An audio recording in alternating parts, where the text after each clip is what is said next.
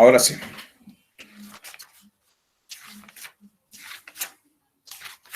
¿Qué es el parlamentarismo? ¿Alguien me podría responder? Levante la mano para ir respondiendo. ¿Qué es el parlamentarismo? Andrés. Un régimen de gobierno. Un régimen de gobierno. Ya, muy bien. Punto número 1, un régimen de gobierno. Bien, Andrés. ¿Alguien más puede completar lo que dijo el Andrés?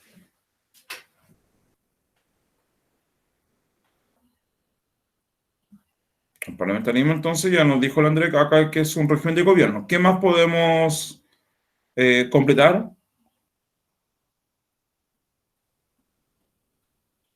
Chicos, por favor, revisen su cuaderno, revisen su libro.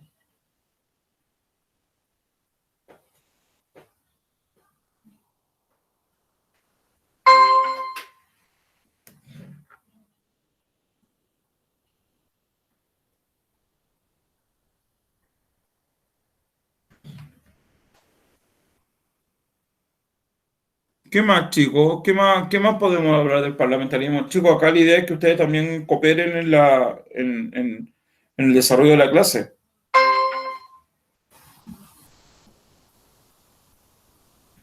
Andrés, Que el sistema económico de la época dependía de la exportación del salitre.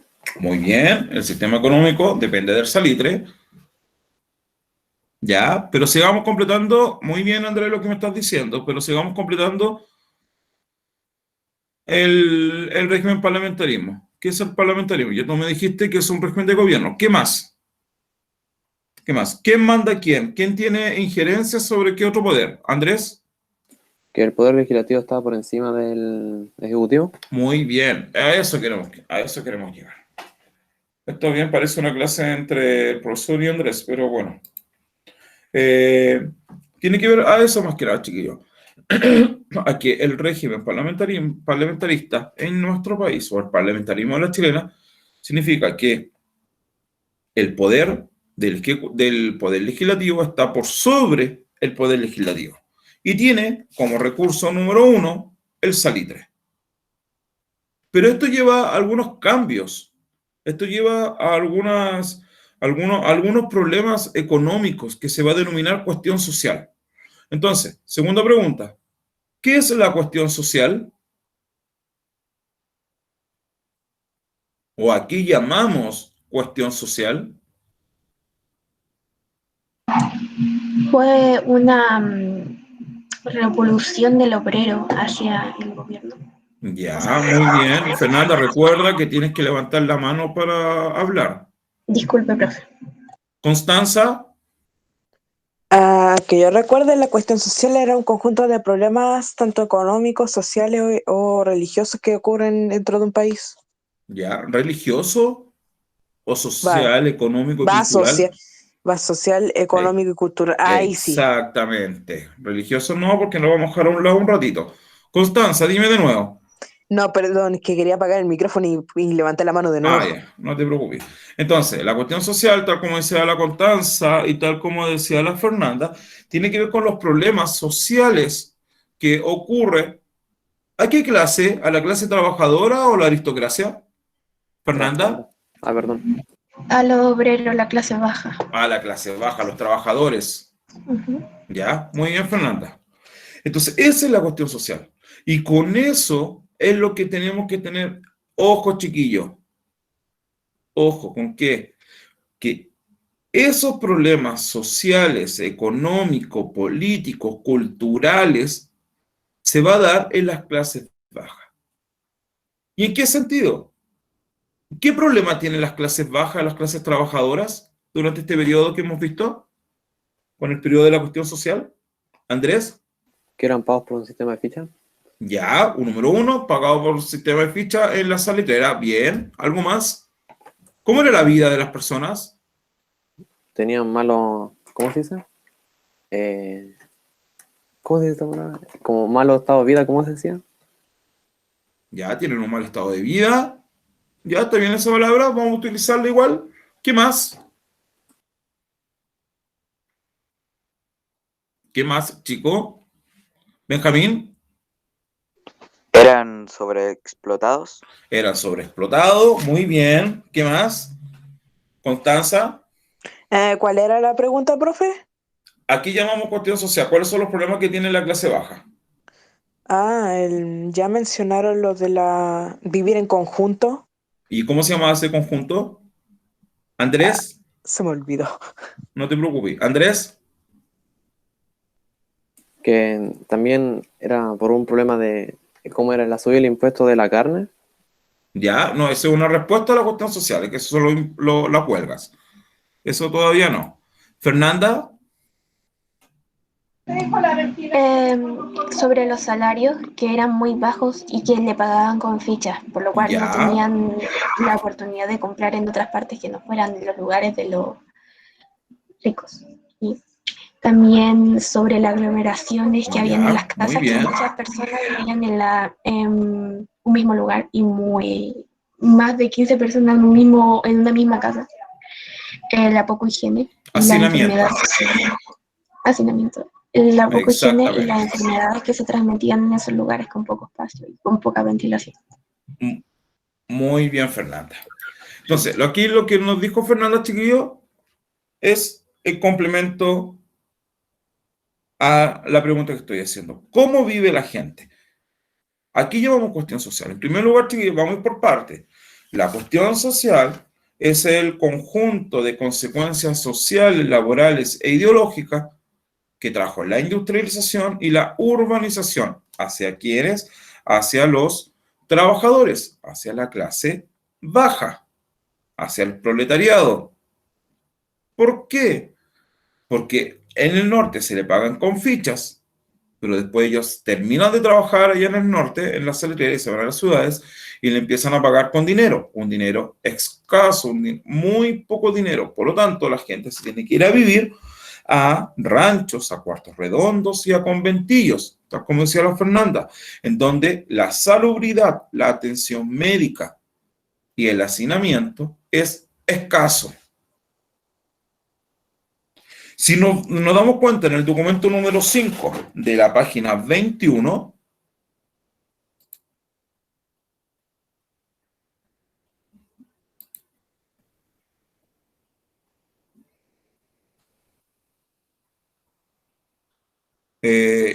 chicos, ¿me escuchan bien o me escuchan medio cortado? Yo lo escucho bien. Yo ya. también lo escucho bien. Que aquí me está saliendo que tengo inestabilidad de red, por eso me estaba preguntando. Ahí sí se conectó bien la red. Ya. Entonces, si nos vamos al documento número 5 de la página 21, nos vamos dando cuenta, aquí hay aquí hay un dato preciso que habla sobre la mortalidad. La mortalidad en Santiago dice que alcanza un 45% y que un 37% de esas muertes corresponde a lactantes, a niños. ¿Por qué? Porque no existe la posibilidad de salir de ese hacinamiento, porque no existe la posibilidad de tener mejores y mayores condiciones de vida, porque viven todos hacinados, porque los conventillos, por el medio del conventillo pasaba un canal, una acequia, en donde se botaban todas las aguas servidas de las casas, las peleras, las viandas, todas esas cuestiones se botaban nomás ahí, así que no había ningún problema. Y para solucionar el problema de la cuestión social, tal como decía el Andrés, se van a iniciar una serie de huelgas. En 1900, página 23, en 1903, en 1905, en 1907 están las principales huelgas. ¿Ya?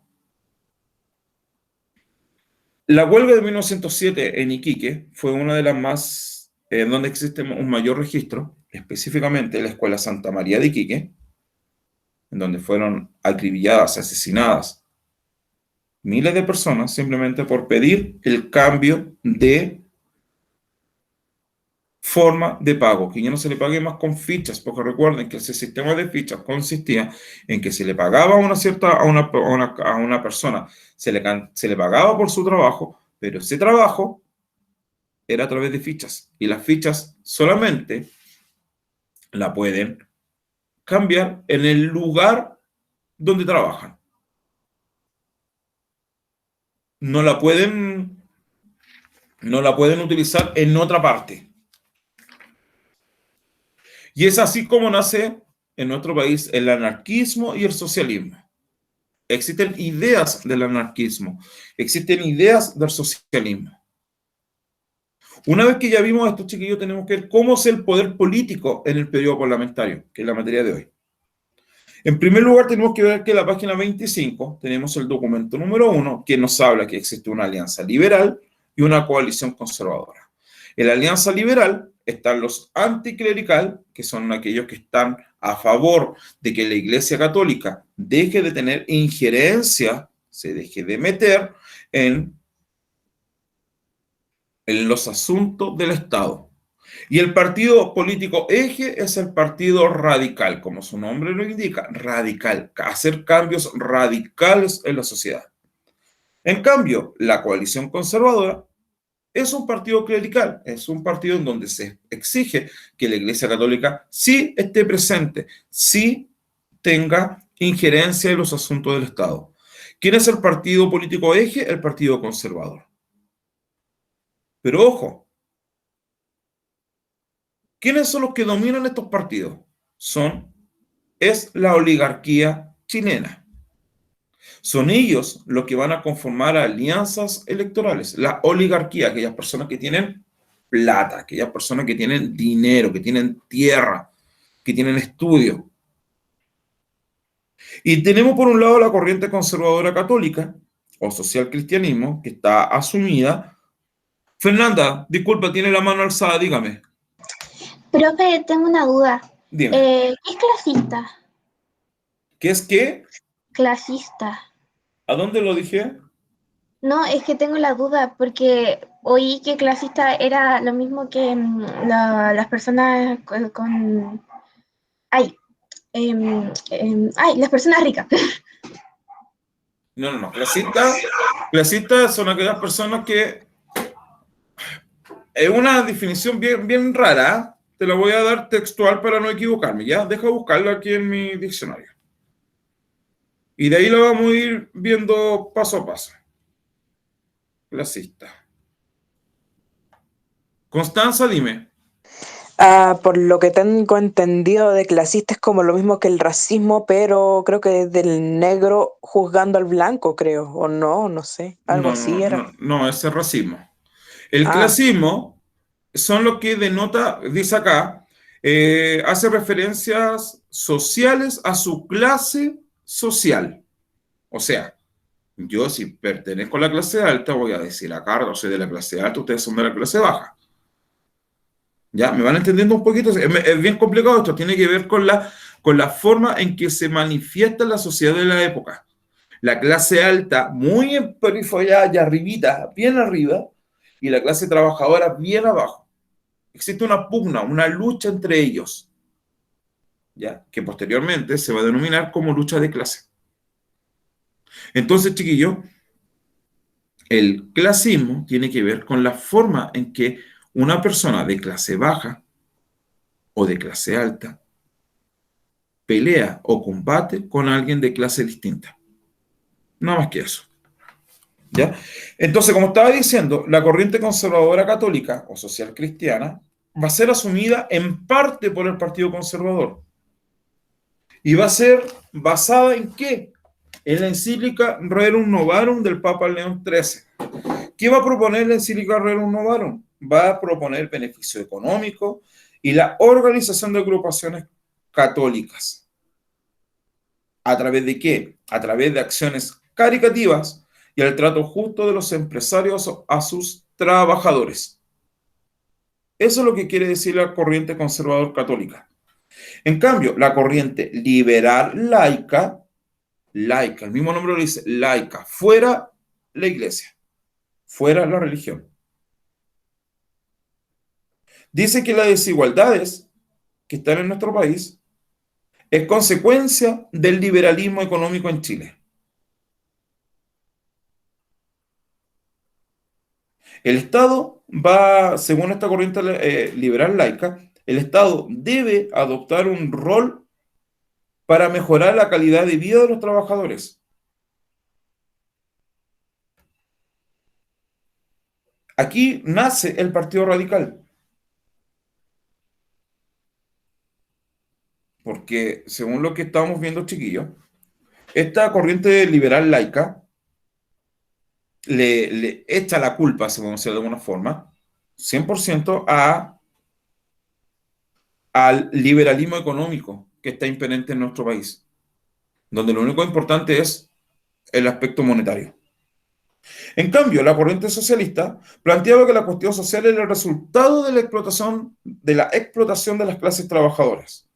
Va a promover que los artesanos y los trabajadores se organicen y creen sus propios partidos políticos, naciendo así el Partido Obrero Socialista, que posteriormente se transformó en el Partido Comunista en el año 33. Esa es la política de este periodo parlamentario. En primer lugar, vuelvo a hacer un resumen. Va a estar dominada por la oligarquía, por aquellas personas que tienen plata, que tienen dinero. Porque es obvio, pues, chiquillos. La gente pobre, la gente trabajadora debe solamente seguir trabajando, pero se propone, según la corriente socialista, que se organicen a través de sindicatos y, si no se han escuchado, a través de huelgas. ¿Ya? ¿Cómo se va a conformar el sistema político institucional durante el periodo parlamentario? En primer lugar, los poderes del Estado van a predominar según la etapa en que estamos estudiando. En un principio, la Constitución de 1833 le va a entregar al Poder Ejecutivo amplios poderes. Posteriormente, hacia 1870, el Congreso Nacional comenzó a practicar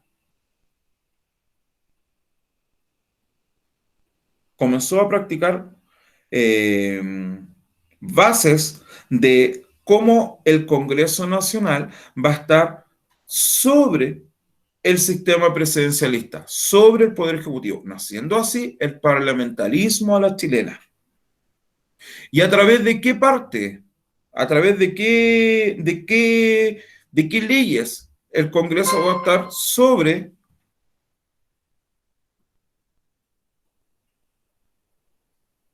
Esperen. Ya. Sobre el poder, el legislativo por sobre el poder ejecutivo, o sea, el Congreso sobre el poder del presidente de la República, a través de las leyes periódicas, a través de un voto de censura, a través de la interpelación, a través de las rotativas ministeriales, a través de la inexistencia de la clausura del debate. Con estos cinco hechos que les nombré, leyes periódicas, interpelar, voto de censura, rotativas ministeriales y inexistencia de la clausura del debate, es el poder legislativo que va a pasar por sobre el poder ejecutivo. ¿Cuándo se da énfasis a esto? En 1891. Porque no se aprobó las leyes periódicas para ese periodo. Las leyes periódicas, chiquillos, son aquellas leyes que dicen y versan sobre qué, sobre el presupuesto anual de la nación, que habla sobre el dinero para gastar en la nación. Y se va a hacer una guerra civil entre el presidente de la República y el Congreso Nacional. El presidente de la República, apoyado por el ejército, y el Congreso Nacional, apoyado por la Armada o la Marina. Y se va a conformar y se va a realizar una guerra civil. ¿Quién ganó? El Congreso Nacional. ¿Quién perdió? El Ejecutivo. ¿Y quién está a favor? ¿Quién está en ese instante en el Ejecutivo, en el presidente? En 1891, José Manuel Balmaceda. En el segundo cuadro de la página 26 dice, ¿quiénes pueden votar? En 1833, cuando se estableció la Constitución, se dice que solamente pueden votar los 3 puntos que dice acá: haber cumplido 21 años si eran casados y 25 si eran solteros, poseer una profesión o un ingreso, una propiedad de un valor fijado por ley cada 10 años, y desde 1840 sería obligatorio saber leer y escribir. Ojo, solamente los hombres. Por lo tanto, es apenas el 1,3% de la población que puede votar. Posteriormente, a fines del siglo XIX, se introdujeron algunas reformas. Se eliminó el requisito de profesión, se prohibió expresamente el sufragio femenino y se rebajó la edad de los solteros a los 21 años. Por lo tanto, aumentó a un 8,3% de la población de la época de los que puedan votar. Tercer cuadro, página 27. ¿Quién controla los procesos electorales? Durante esta época, chiquillos, esto es totalmente distinto a como lo vemos hoy. Ahora, año 2021, vemos quién controla este proceso electoral.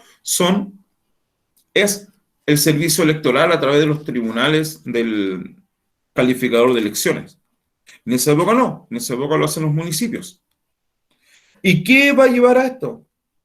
A que las municipalidades controlen el registro, la votación y el escrutinio de los electores. Por lo tanto, ¿quién mandaba el municipio? Obviamente el alcalde, pero el alcalde era designado por el presidente de la República. ¿Ya? Entonces, chiquillo, si es controlado, si es dominado el poder del municipio por el presidente de la República, quien manda generalmente es el presidente de la República. Y el cuarto cuadro dice, ¿cuán legales eran los procesos electorales? No eran 100% limpios. ¿Por qué? Hubo un constante uso de herramientas ilegales para incidir en el resultado de las elecciones. Va a haber una intervención electoral, que es una práctica en donde se busca controlar y alternar los resultados de un proceso electoral por vías ilegales y que se manifestaban en acciones como las que voy a nombrar ahora. Número 1, va a haber una suplantación de votantes. Va a haber una presión de electores y va a haber un robo de urnas. Segundo, existe el cohecho. ¿Qué es el cohecho? Es la práctica de comprar un voto de uno o más electores. Dice acá, una mayor competitividad en la selección a partir de la década de 1890 incentivó este recurso, dando lugar a un mercado en que las diferentes candidaturas ofrecían dinero a cambio de votos. También existe el clientelismo, que es la práctica que utilizan la autoridad, o más que la autoridad, el candidato, para influir sobre el sufragio de un grupo de personas. Y también existe la vulneración del secreto de voto. ¿Por qué? Porque en esa época, quien nacía la cédula de votación, el voto promete tal, son los mismos municipios. O en su defecto, van a ser los partidos políticos. Son ellos quienes hacen la cédula electoral, la cédula de votación. Y muchas veces venían marcadas, pero no se podía hacer nada porque era una práctica común en nuestro país. ¿Qué va a pasar con la política en los tiempos de inestabilidad del salitre? Página 28. Acá en el documento 1 tenemos una línea de tiempo del 14 al 19. Al comenzar la guerra, las exportaciones del salitre se redujeron cercano a un 40% debido a que Inglaterra interpuso un bloqueo comercial a Alemania.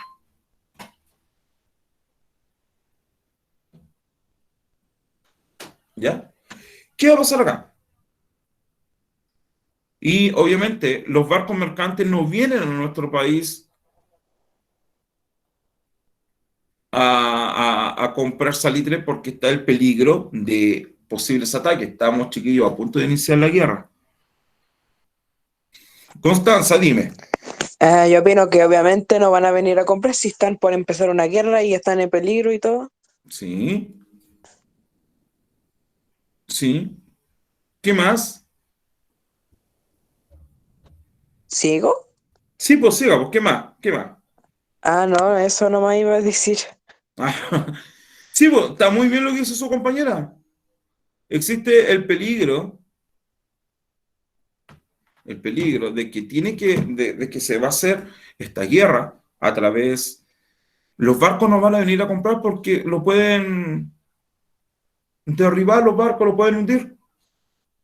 Y después, entre el año 1915 y 1918, específicamente, dice, las potencias aliadas comenzaron a demandar grandes cantidades de salitre para la fabricación de la pólvora. Y acá las ventas van a alcanzar récord histórico.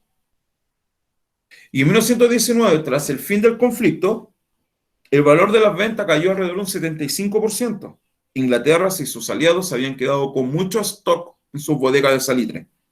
Y Alemania contaba con el fertilizante sintético, con el salitre sintético.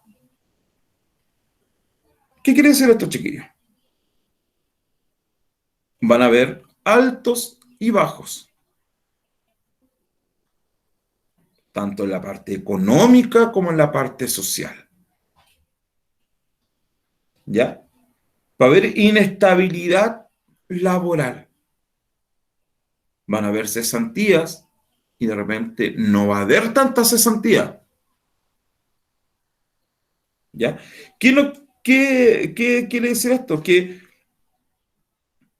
las autoridades de la época van a promulgar una serie de leyes sociales que a la postre se van a denominar las primeras leyes sociales. Y estas primeras leyes sociales, chiquillos, va a ser las tres que tenemos acá en la página 28. Ley de indemnización por accidente de trabajo en 1916, que es un derecho a recibir una indemnización en caso de accidente laboral. Una ley de salas cunas de 1917, que es un servicio obligatorio de salas cunas en la fábrica en que trabajan más 50 o más mujeres mayores de 18 años. Y el tercero, va a haber una ley sobre descanso dominical del año 1917, que es irrenunciable por parte del trabajador. Es irrenunciable el descanso dominical. ¿Qué es lo que tenemos ahora, chiquillos? Por eso yo a ustedes les dije la otra vez, la semana pasada, gracias a estas huelgas que van a existir, tenemos derechos, muchos derechos ahora. Y con todo esto, en 1920, se va a producir una elección presidencial. ¿Quién va a competir? Arturo Alessandri Palma, que es del Partido Liberal y candidato de la Alianza Liberal, y por otro lado tenemos a Luis Barros Borgoños, que es conservador. Barros Borgoño hace énfasis en la antigua escuela, en la antigua forma de hacer política. ¿Qué quiere decir eso? Haciendo política en los salones, en el Club de la Unión, en reuniones sociales. En cambio, Alessandri, ¿qué es lo que hace?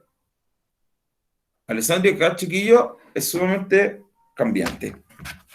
Muy cambiante. Alessandri, ¿qué es lo que va a hacer?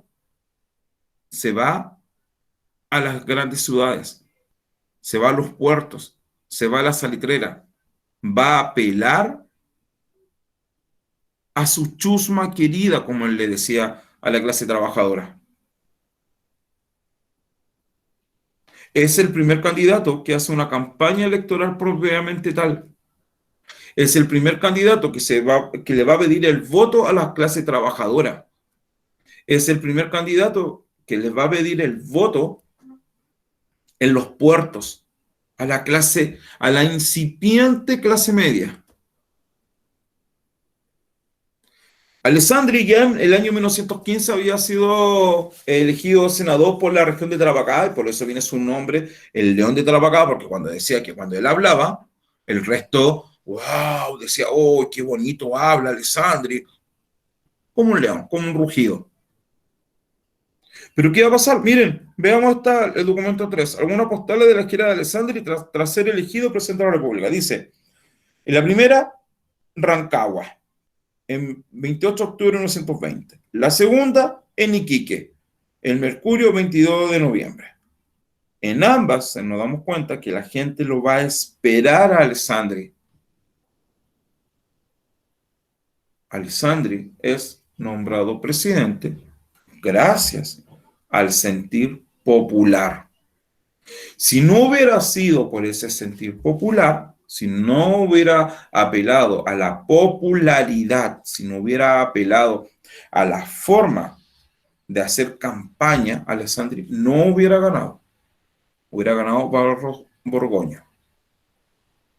¿Y por qué tan importante, chiquillo? ¿Por qué es tan importante la figura de Alessandri? Mucha gente está sumamente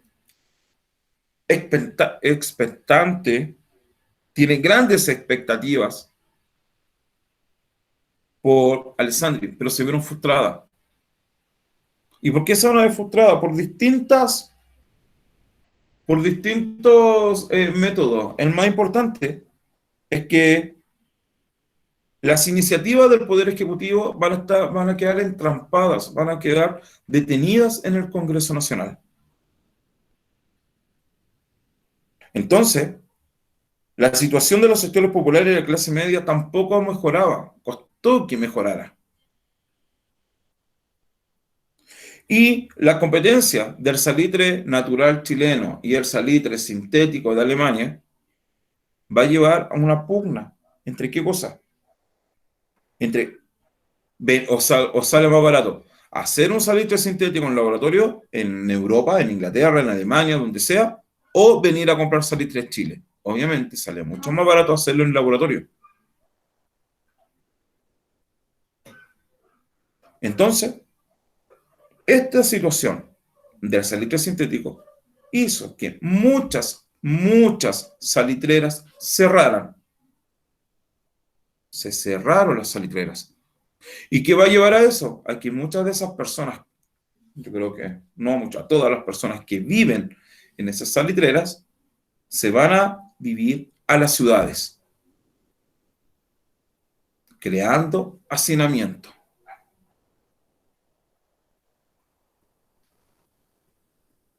Aumentando un número gigantesco de cesantes. Y por lo tanto, se van a disminuir los recursos del Estado.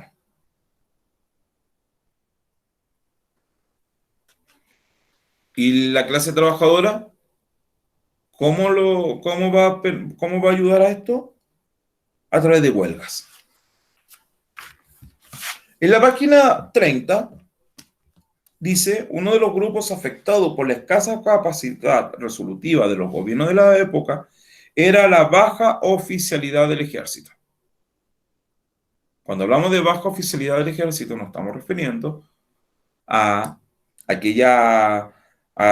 los conscriptos, podría ser, a los que no tienen grandes rangos, porque a ellos no se le había reajustado su sueldo durante muchos años, y el sistema de promoción que permitía que muy poco pudieran ascender. Solamente los que tenían apellidos o que tenían contacto eran los que podían ascender. Y es así que los días 2 y 3 de septiembre se produce lo que se denomina como el ruido de sables. El ruido de sables, chiquillo, se realizó en el Congreso Nacional. No, esto lo vamos a mirar mejor para que lo veamos, para que podamos comprenderlo de mejor forma.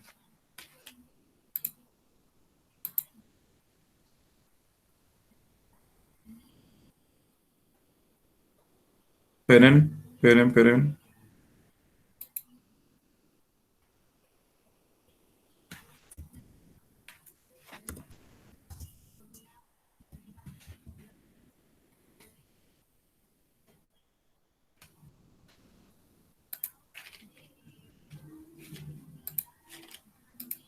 Ojo con lo que voy a presentar, chiquillos, el ruido de sable.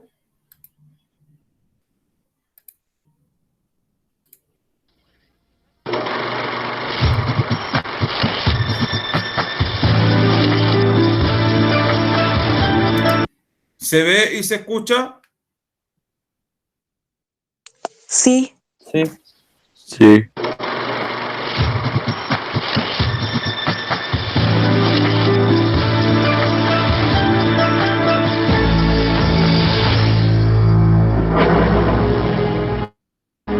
El país en crisis.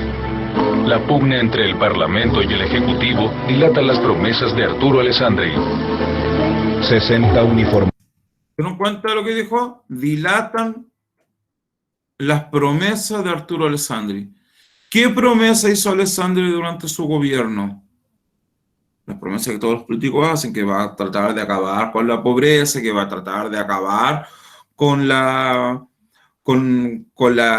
desigualdad, pero existe una pugna, una pelea entre el Ejecutivo, encabezado por el presidente Alessandri, y el Legislativo, encabezado por el presidente, por el Congreso Nacional.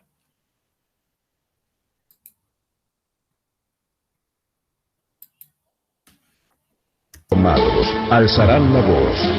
En el momento en que los parlamentarios votaban una ley para mejorar sus honorarios, un grupo... Ya, dice acá, en el momento que los parlamentarios están haciendo una ley para mejorar su presupuesto, se está discutiendo la dieta parlamentaria, el sueldo de los parlamentarios.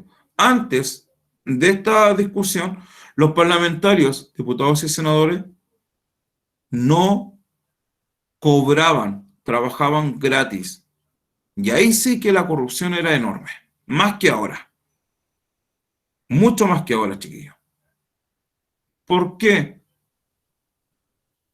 ¿Por qué? Porque ahí sí que van a legislar de acuerdo a sus financistas. de uniformados liderados por Carlos Ibáñez irrumpe en el Senado haciendo sonar sus sables. Ojo, esta figura, Carlos Ibáñez del Campo, 2 veces presidente de la República, fundador del Cuerpo de Carabineros de Chile.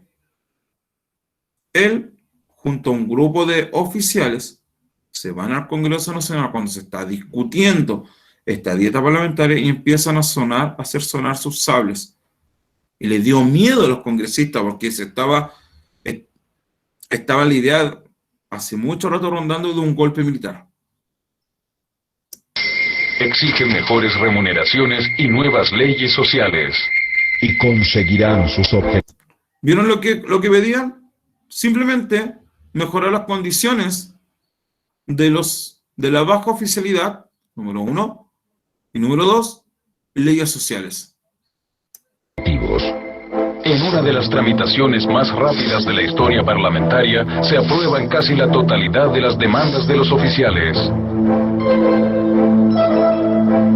Postales, un aporte al bicentenario.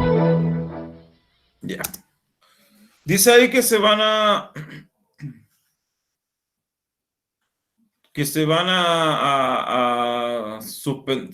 crear una serie de leyes sociales para estar a favor del pueblo, si lo podemos hacer de alguna forma, y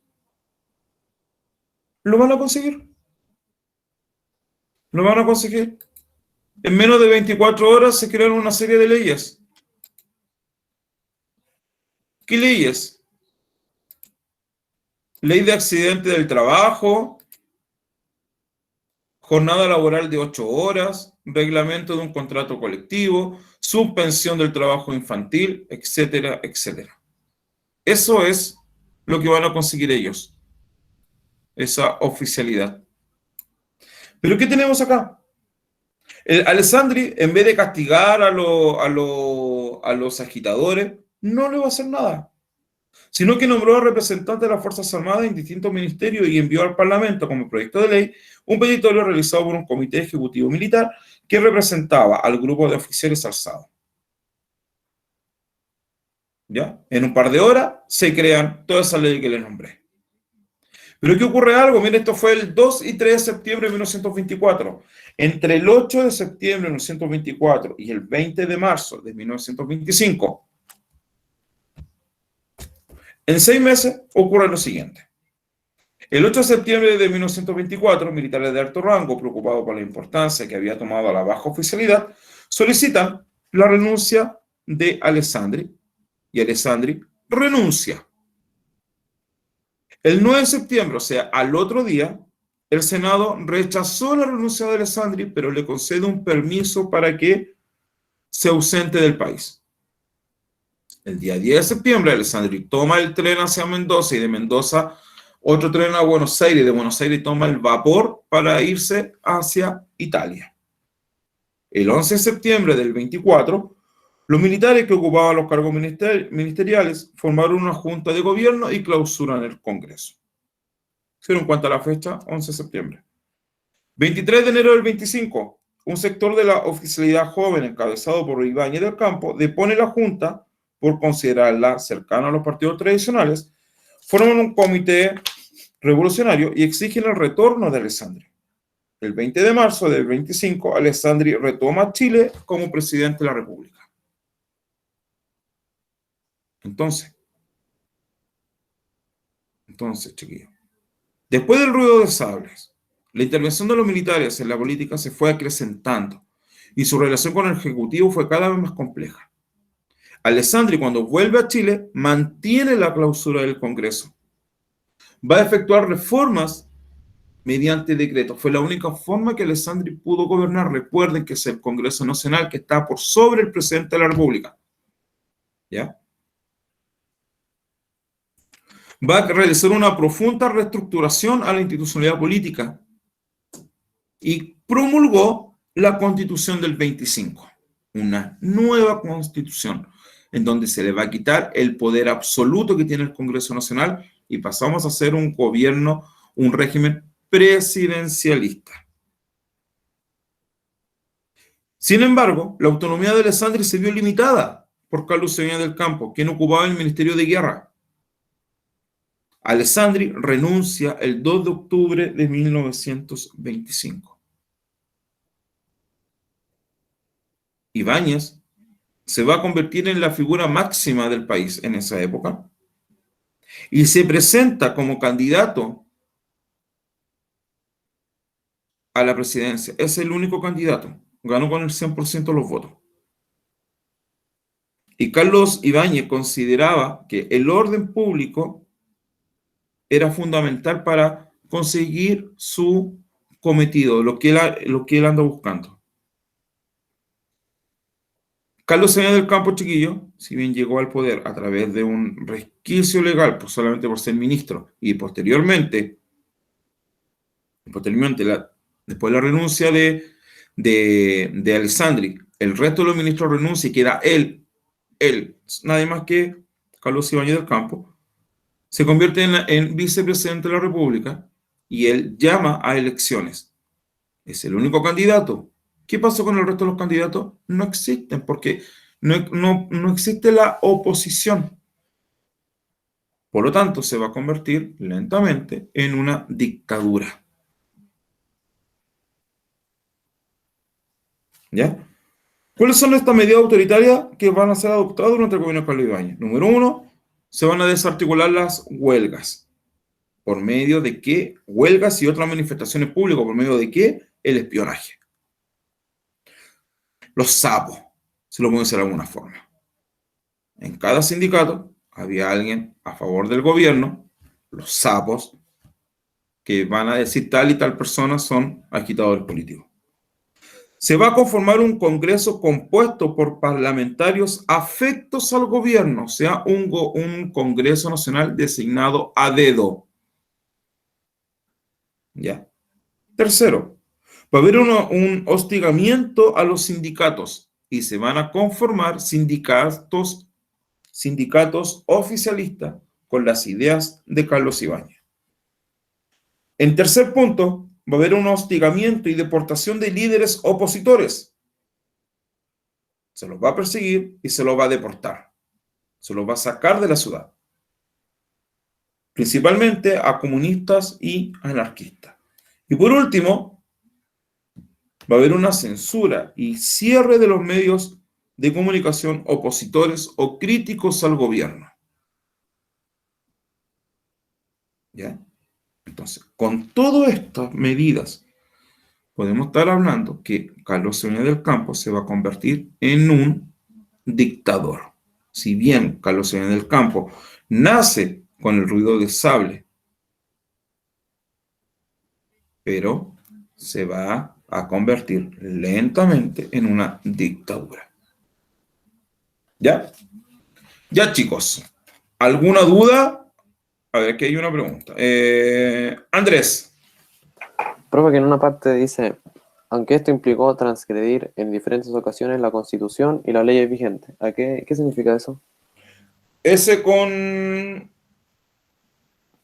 Ya. Carlos Ibáñez del Campo dice acá, ya estamos en el gobierno de él, va a concentrar el poder, aunque esto implicó transgredir en diferentes ocasiones la Constitución. ¿Qué Constitución? La del 25, la que Alessandro había dicho, había escrito. Y las leyes vigentes. O sea, a Carlos Ibáñez le da exactamente lo mismo, deportar, cerrar, clausurar, le da exactamente lo mismo que la misma Constitución nos decía que teníamos libertad de acción. ¿Ya? ¿Andrés? ¿Ah? ¿Ya? Entonces sería como que dejó pasar de lado la Constitución. Exactamente, dejó de lado la Constitución y empezó a gobernar con decretos. Y decretos, obviamente, que son contrarios a la formulación de lo que dice la Constitución. ¿Ya? ¿Alguna otra duda, chiquillos?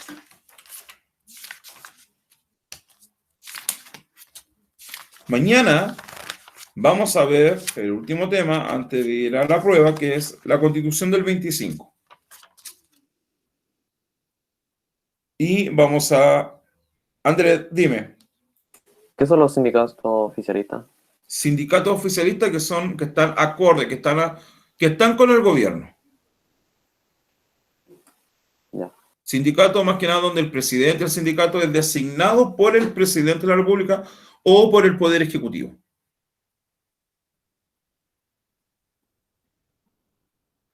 ¿Alguna otra duda, chiquillos? ¿Estamos en la hora? ¿No? Ya, pues, niños. Cualquier duda que tengan, recuerden